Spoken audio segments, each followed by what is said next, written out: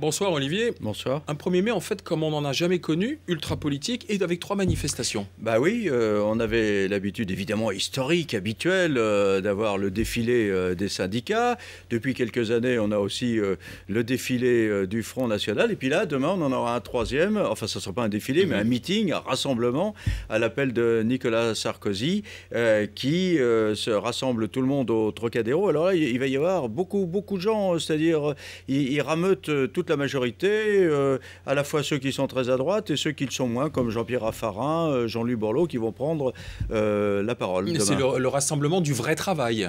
Oui, enfin, vous savez que Nicolas Sarkozy est revenu sur cette expression, il a reconnu qu'elle n'était pas très heureuse. En fait, il s'agit d'occuper le terrain pour ne pas laisser le champ libre d'abord à Marine Le Pen, qui va donc demain sans doute expliquer pourquoi il faut voter pour aucun des deux finalistes, et puis ne pas laisser le champ libre non plus à la CGT qui a appelé à voter contre Nicolas Sarkozy. Donc le président sortant, il a voulu saisir l'occasion d'exprimer à son tour ce qu'était pour lui le vrai travail et ce qu'est la bonne organisation sociale du pays. Mais alors là, en plus, on est dans un climat très polémique, puisque le président n'a pas ménagé ses critiques vis-à-vis des syndicats.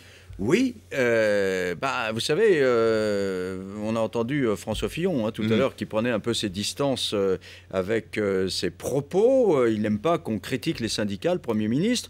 Mais enfin, bon, Nicolas Sarkozy a mis le paquet là-dessus. Et puis François Hollande aussi en a pris pour son grade, puisque Nicolas Sarkozy a expliqué que lui allait prendre la parole devant des drapeaux bleus, blancs, rouges, qui sont les couleurs de la République, tandis que François Hollande, a-t-il dit, allait défiler derrière les drapeaux rouge. Oui, mais enfin, ce qui est faux, puisqu'il ne participera à aucun défilé.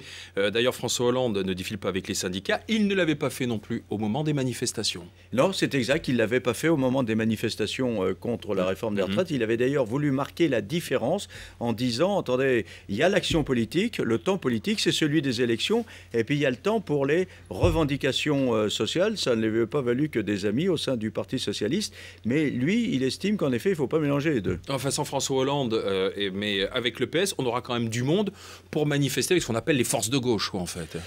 Oui, bien sûr, il y aura du monde, parce que vous vous souvenez en plus que non seulement il y a les syndicats, mais il y a aussi Jean-Luc Mélenchon qui avait demandé au soir du premier tour qu'il y ait un 1er mai puissant d'unité et de force. Bon, eh bien, demain soir, on pourra faire les comptes, on verra ce qu'a dit Marine Le Pen, on verra comment Nicolas Sarkozy s'est adressé aux Français, et puis on verra quels ont été les mots d'ordre qui ont prévalu dans les défilés syndicaux.